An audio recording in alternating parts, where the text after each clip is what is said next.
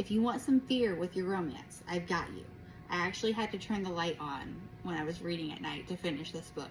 So this is part 2 review of Quicksilver, and it is still following Ceres and Kingfisher as they journey through Yavelia, the Fey realm.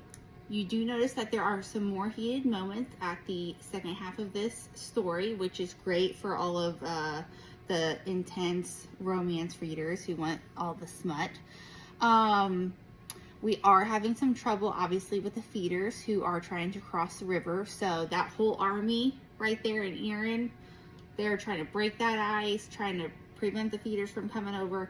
And if you don't remember from the first review, the feeders are basically like decaying vampires type of vibe, if you want to say, and they are kind of like mindless zombies in a way. So that is one of the big hurdles in part 2 of this. As they move throughout their relationship, Ceres and Kingfisher, you notice that he has a pretty like, it's like a quiet but really subdued anger when he finds out that Ceres has been sterilized. So in her home realm, they sterilize 7 out of 10 girls. They're marked when they're born, and to make sure that these poor wards that they live in, they can't reproduce, which is honestly really sad.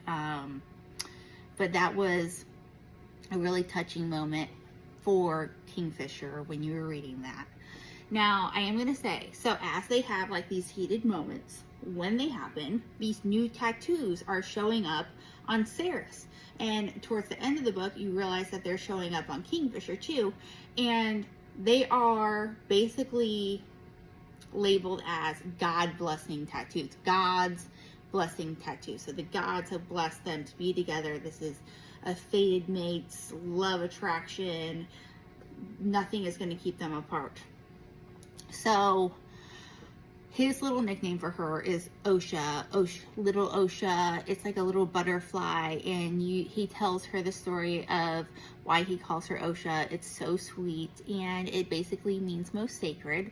So there are some very endearing moments in this rather dark romance. He takes her to the city Ballard where they go through this festival, and it's so sweet and cute, and they have some more like in-depth moments where they're really trying to get to know each other, because if you notice in the beginning, Ceres basically, well, and Kingfisher, basically they hated each other. So there's that. There's a lot going on in this world. So as the relationship progresses, and this is something I've noticed in several fantasy books, is that they can speak into each other's heads. So they have the gift, I think, because they're God's blessed, and it's not like a normal thing to happen with these Fae. They're able to talk to one another, like if they directly, like deliberately speak to you.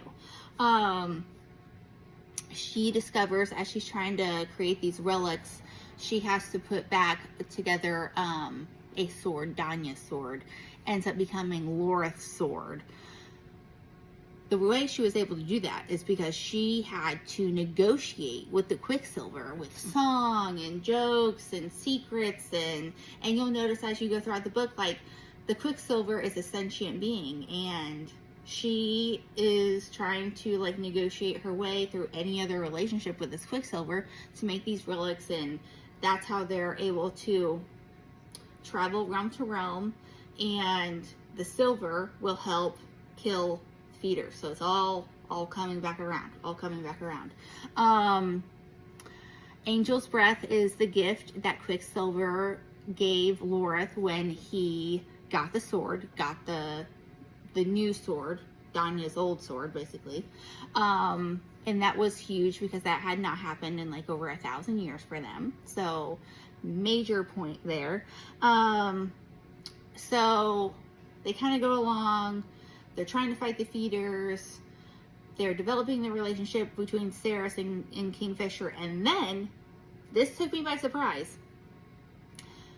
The vampires kidnapped Everlane. And if you remember from part 1, Everlane is Kingfisher's sister. and you know, you kind of like miss her in part 2, but it's okay.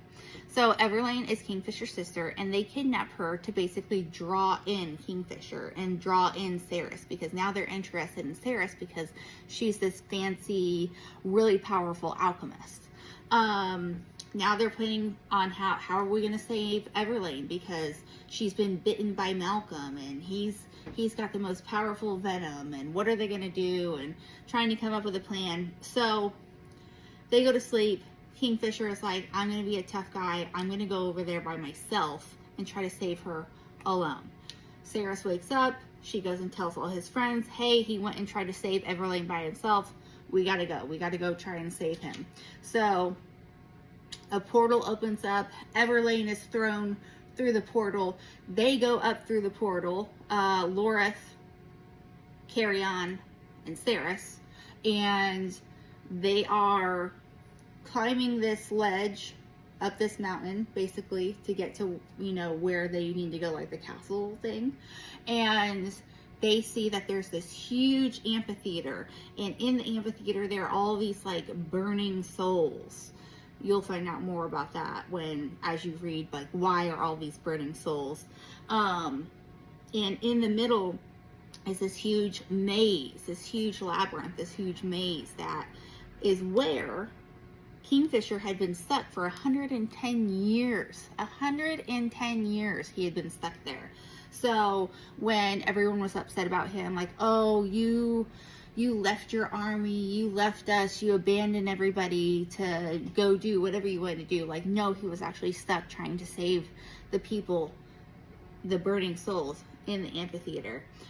Why he was in the maze, so him and Malcolm had made a bet, basically, like, hey, I'm gonna flip this coin. If it falls to the ground, this side means this, that side means that, but it has to hit the ground. So it never hit the ground. He never found the coin. That's what they were searching for. Thank goodness it had Quicksilver in it, because as soon as Cerys comes into play, she's able to hear, you know, the Quicksilver, the little whispers that she hears, find the coin. So she finds the coin. Lot goes down, lots of action, lots of action. She kills Malcolm, unalives him, gone. Then she ends up turning, because she was about to unalive herself from the damage that Malcolm had put on her. Teladius, who used to be like one of like Kingfisher and the other brother's brother, who basically like kind of forsake them but did it, he tells Kingfisher, he's like, hey, she's about to go. We've got seconds left before she's gone. Do you want me to bite her? Do you want me to turn her? And he made the decision at the last second to turn her. And, you know, it's kind of like, what is that called? What's that called? You know, like when someone's in the hospital and someone has to make like the final decision for you at the end of your life, you know, that kind of vibe. So she turns, and in the process of her turning, her being unconscious and everything, she mentally goes to visit Zareth, the god of chaos, who you were first introduced to with Everlane when Cerys first came to Evelia, the Fey realm. She negotiates with Zareth, and they come to a decision like, hey, all these other gods are trying to mess with you. I have faith in you and Kingfisher. How are we going to make this work? I'm going to take your life cord out of the tapestry of life, and you're not going to exist to anybody else. But in order to do that, you have to be something new that's created. So then she pops out, and she is half Fae, half vampire, which has never happened before. Because she killed Malcolm and he did not have a successor, she is now going to be coronated as the Queen of Sinazareth. Sinazareth. And so that's where the end of Quicksilver was. I am going to say, pros of this book: fast paced, lots of action, lots of heat once you get into it. It's not like too overwhelming. There's a nice world history here that we've got going on. And I am going to say, for an over 600 page book, it was quite a fast read. Cons: there are some things that happened where I was like, okay, this is a little underdeveloped. this question wasn't quite answered. Like, okay, now we've got this book laying here, but we don't know how it happened. It just kind of like came to be. And that wasn't actually a situation that happened in the story. I'm just telling you, like, there are a couple things where I'm like, well, how did that happen? And I would have liked for Callie Hart to describe a little bit more, but I don't think it takes away from the book at all. It's still a 5 for 5 great book. I wouldn't change anything about it. I've already started Brimstone, which is awesome. Gosh, it's a little scary too, but that's okay. I love it. And so I will be providing a review, probably a 2-part review, because it's also a long book for that as well. And I can't wait to get back to you guys.